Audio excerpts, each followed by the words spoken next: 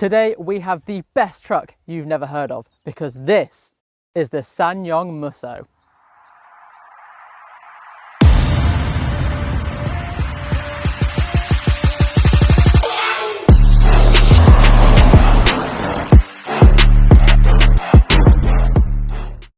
Now you're probably wondering, well, who is SsangYong? Well, let me tell you.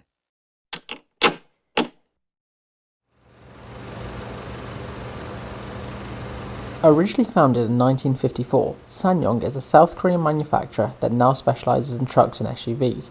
At their first inception, the company was called Ha Dong-hwan Motor, but that was changed to Donga Motor in 1977, which, and rather thankfully, was then named SsangYong in 1988. They have actually been in the UK for quite some time, with 1996 seeing the arrival of both SsangYong in the UK and some short bloke who likes to talk about cars and bikes. But anyway, the most notable car of the noughties was the Rodius, which was styled on that of a yacht, apparently. They do also have some sporting credentials, as the Musso competed in the 1994 Paris-Dakar, which is an unbelievably gruelling off-road race. Nowadays, the company produces some exceptional vehicles at a very competitive price, and they're actually the 12th most popular SUV manufacturer in the country. So before I start this review, I do have to say a huge thank you to the guys at SsangYong Hereford. Great bunch of people, so if you are interested in a Musso or any SsangYong for that matter, go and check them out because they're great. On to the review.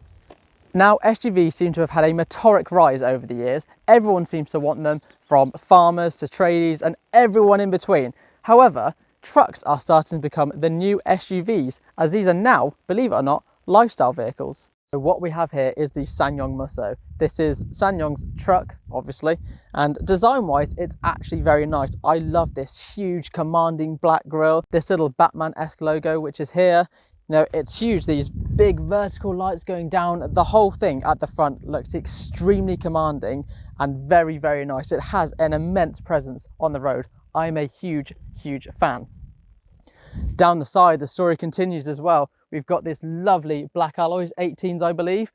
Again, some black accents on here as well. Down here, the standard fit side steps, which are incredibly useful because this is quite a large vehicle, so getting in and out is very, very nice. I love this crease going down here, which then overlaps onto the bed as well. This one is fitted with the sports bar as well, which makes it look just amazing. You can get a larger cover to go over the back as well, which then helps with these roof rails as well.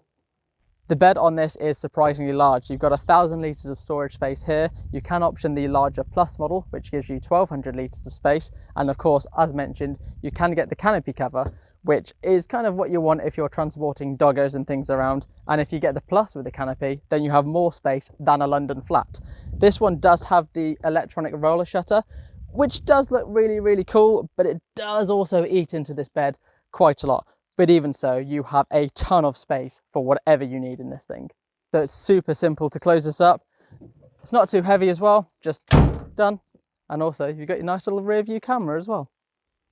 Sat behind that massive grille is this. It's a 2.2 litre turbocharged 4-cylinder diesel. It has 200 horsepower and 440 Newton meters of torque, which is quite a lot. It's so much so that if you did want to move house with this, you could quite literally just move the house. Now, it is a little bit lower than the equivalent Ranger, which has 210 horsepower and 550 Newton meters of torque, but still, it's a valiant effort.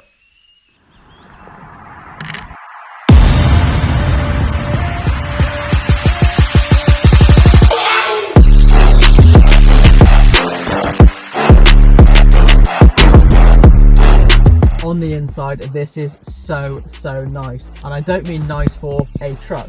This is just nice full stop. You've got these lovely materials down here, this huge touchscreen which has got sat-nav built in, DAB, phone connectivity, and you also have Apple CarPlay and Android Auto as standard. Then you have your physical climate control buttons down here. Again, they're dual. You have this lovely 6-speed ASIN gearbox, adjustable 4-wheel drive selector down here. Adjustment wise, there's plenty. So these are electrically operated seats and you have a ton of adjustment. Both the passenger and the driver are electrically operated. Again, the steering wheel, absolutely loads of adjustment in there. And the steering wheel is heated. And perhaps the best thing, you have heated and cooled seats. in a truck. What? In the back of the Musso, it is a similar story to that in the front. These seats are lovely and comfortable, and amazingly, they're even heated in a truck. That's just absolutely crazy. You've got this nice big grab handle here for getting in and out.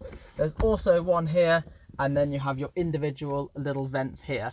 But yeah, I mean, the legroom is exceptional as well. I've got a ton of headroom, even though I am a hobbit. But even still, anyone who is of a decent size will fit comfortably in the back of this. You also, again, have a nice cup holder, but the same problem with the Tesla in the fact that you kind of just put your elbow in it, which isn't great.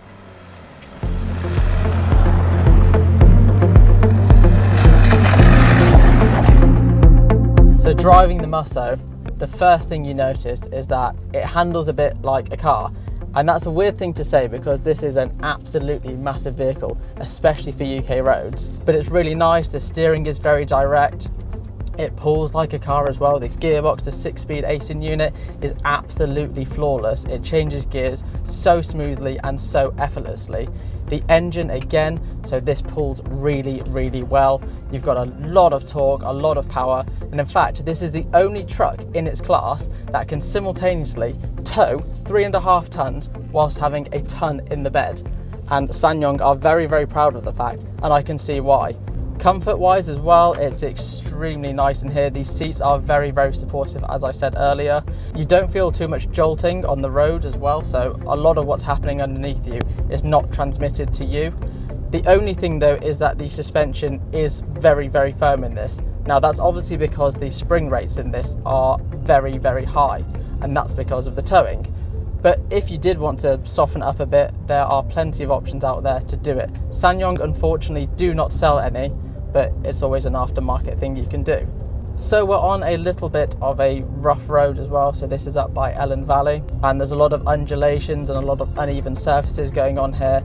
There's a huge mix of potholes, smooth bits, rough bits of tarmac where they've paved over it to sort out the potholes, but then they've just reappeared, and it's handling it very, very well. You don't really expect it to do this. With most trucks, they often throw you around, they bounce around due to the leaf springs in the rear. Obviously this has the coils on the back, but even though it's very, very firm, it's still actually quite pleasant to drive, and it does feel like you're driving just a very, very large SUV. Now, pricing of the truck. So the one I'm in at the moment is the Saracen. That is the top spec model.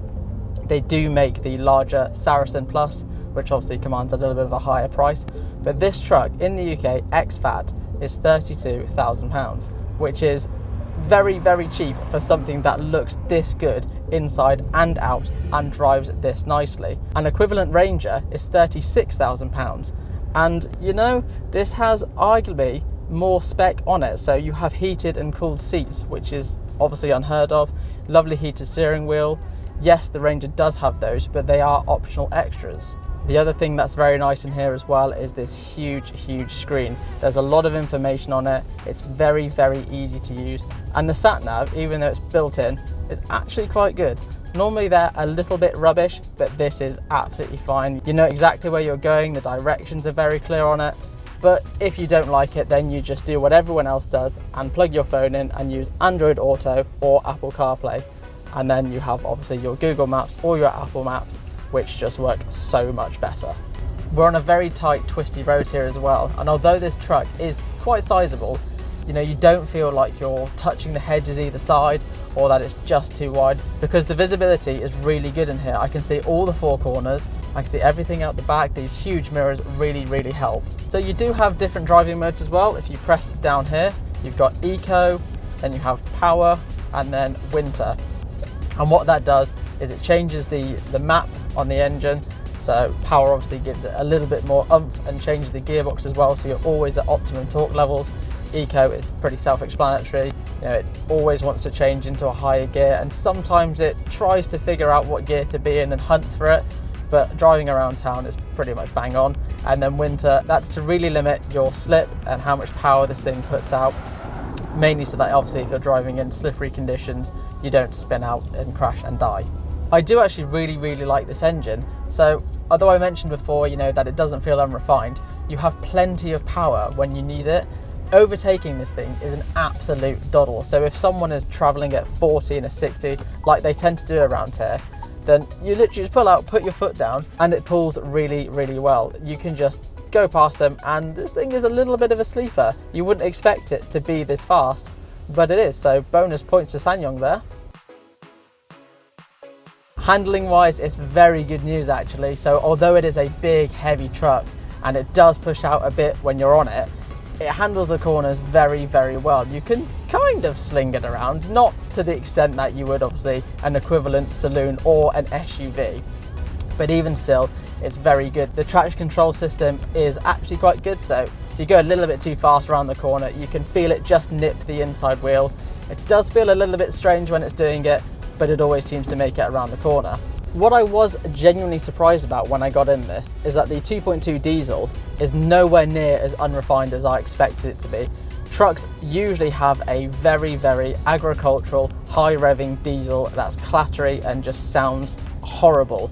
But this is really, really nice. You know, yes, there is the equivalent diesel noise that you get, but really it's not something you can complain about. Yes, it's a 4-cylinder diesel and they are, by their very nature, just a bit poo, but this is a really, really nice unit and I'm very, very impressed.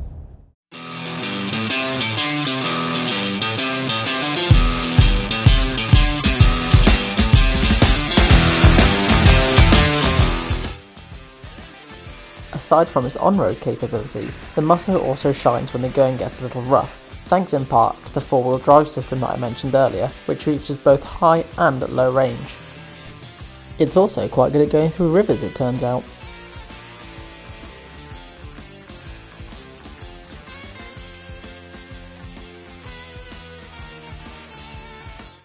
What are my final thoughts on the SsangYong Musso? Well, if you want a better alternative to an SUV, something that can carry all of the family and all of your household items, then you need to visit your local SsangYong dealer and buy one of these, because this is arguably one of the best trucks I have ever been in. So I hope you've enjoyed this video, and again, a huge, huge thank you to SsangYong Hereford for providing the car, and also to Flow Photography for doing all of the visuals on this shoot. Thank you for watching, and I'll see you soon.